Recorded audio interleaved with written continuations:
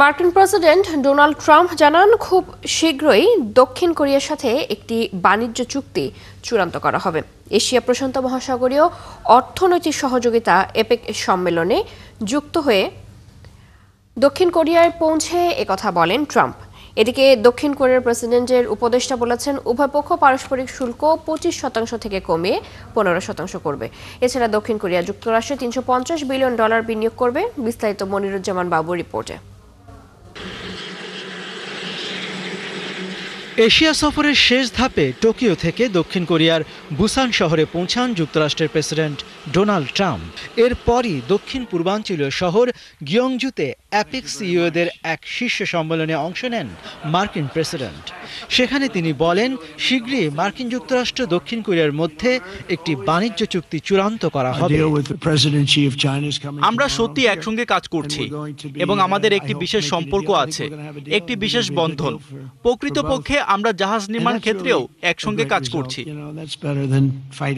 এদিকে দক্ষিণ কোরিয়ার প্রেসিডেন্টের উপদেষ্টা সাংবাদিকদের জানান, দক্ষিণ কোরিয়া মার্কিন যুক্তরাষ্ট্রে $350 বিলিয়ন বিনিয়োগ করবে, যার মধ্যে $200 বিলিয়ন নগদ বিনিয়োগ এবং $150 বিলিয়ন জাহাজ নির্মাণে অন্তর্ভুক্ত থাকবে। অ্যাপেক শীর্ষ সম্মেলনের ফাঁকে দ্বিপাক্ষিক আলোচনায় বসেছিলেন ট্রাম্প ও দক্ষিণ কোরিয়ার প্রেসিডেন্ট লি জে মিং। এ সময় দক্ষিণ কোরিয়ার প্রেসিডেন্ট বলেন, তিনি আশা করেন যে যুক্তরাষ্ট্র দক্ষিণ কোরিয়াকে পারমাণবিক চালিত সাবমেরিনের জন্য জ্বালানি ব্যবহারের অনুমতি দেবেন। এছাড়া ট্রাম্প এবং লির সাথে এক নৈশভোজে Vietnam, Australia, New Zealand, Canada, Thailand এবং সিঙ্গাপুর সহ অ্যাপেক দেশগুলির অন্যান্য নেতারা যোগ দিয়েছিলেন।